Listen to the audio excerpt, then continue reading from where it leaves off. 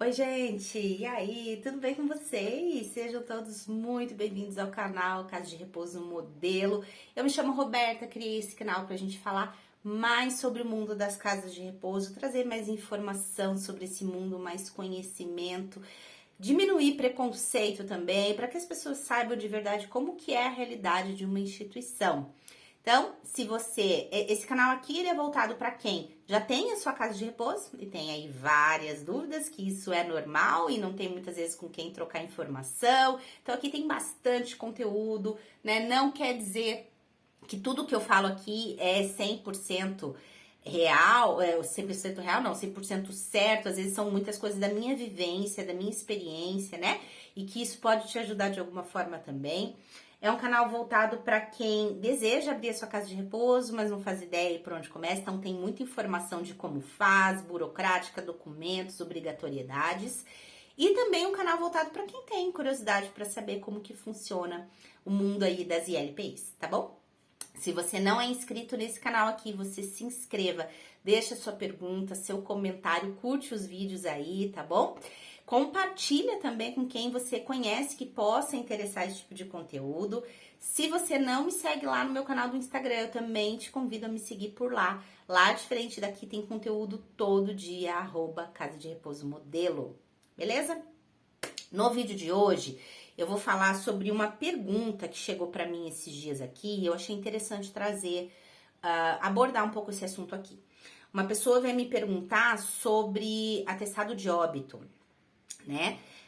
Quando falece ali dentro da instituição e você tem um médico, por exemplo, que acompanha, nesse caso era isso, tá?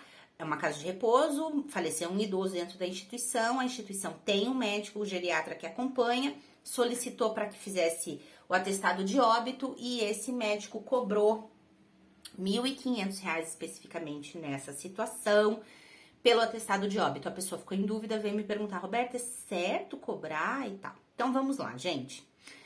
Vamos falar de óbito, de falecimento dentro da instituição, certo? Porque quando acontece fora, acontece num hospital, já tem lá quem faça o atestado de óbito, né? Quando acontece dentro da instituição, tem duas situações.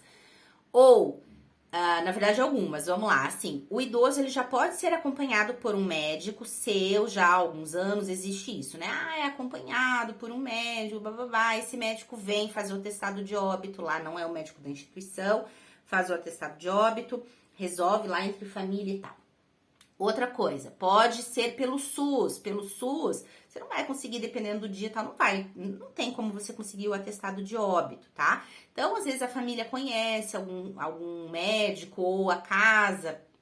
Difícil, às vezes, conseguir atestado de óbito assim, porque o médico nunca viu aquele idoso, não acompanhou. Como é que vai atestar um óbito que não tem conhecimento sobre aquela pessoa? Isso é complicado, tá?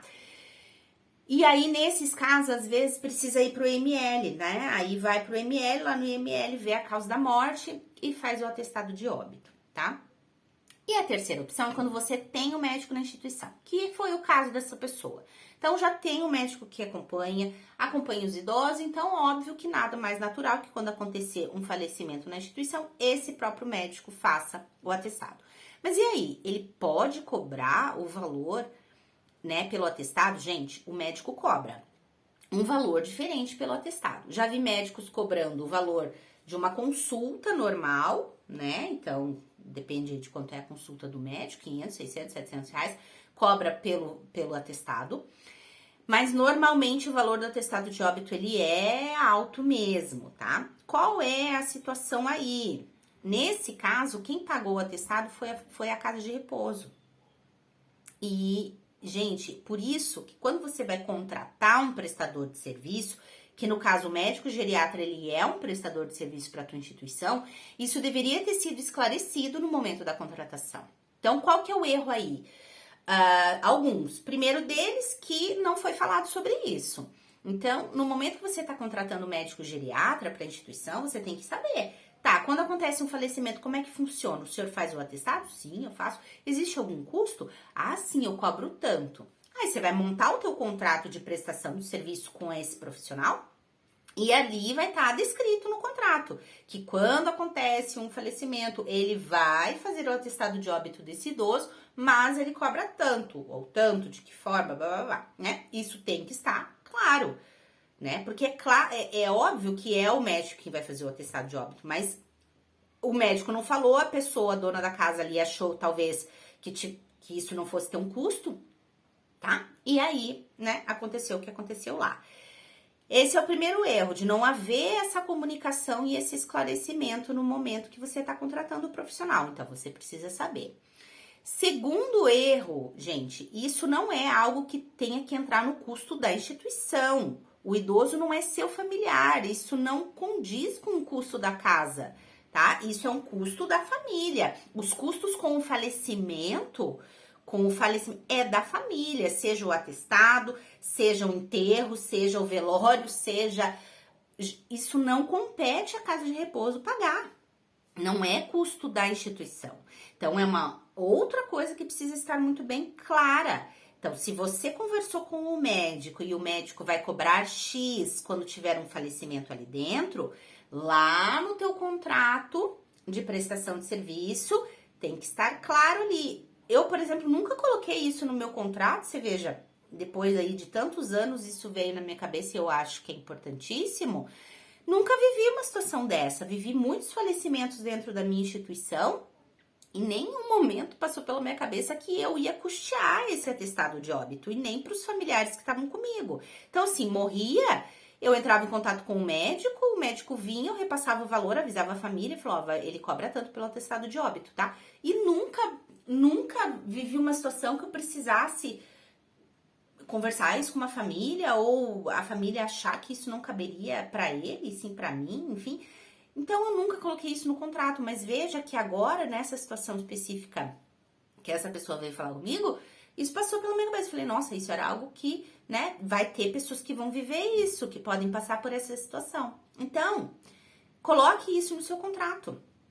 Coloque essa cláusula lá. Fala que a instituição tem um médico que acompanha, né, mensalmente, quinzenalmente, enfim, que isso está incluso nos custos, tal, mas que em caso de falecimento dentro da instituição, o médico vai fornecer o atestado de óbito, mas ele cobra a parte por isso e esse valor vai ser repassado para a família.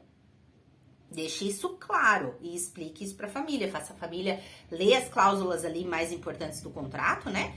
E que ela saiba que isso, quando vir a acontecer, se acontecer dentro da instituição, isso não é tua responsabilidade, não é você que vai arcar com esse custo, certo? Não é assim, gente, que funciona, tá?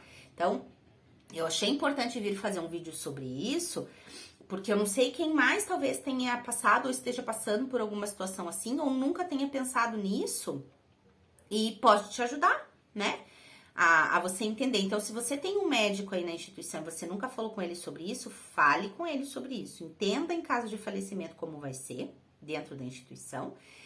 Segundo, o valor que ele cobra vai ser repassado para a família. Então, você esclareça isso com os seus familiares aí dos seus idosos para que você não passe por situações assim, tá?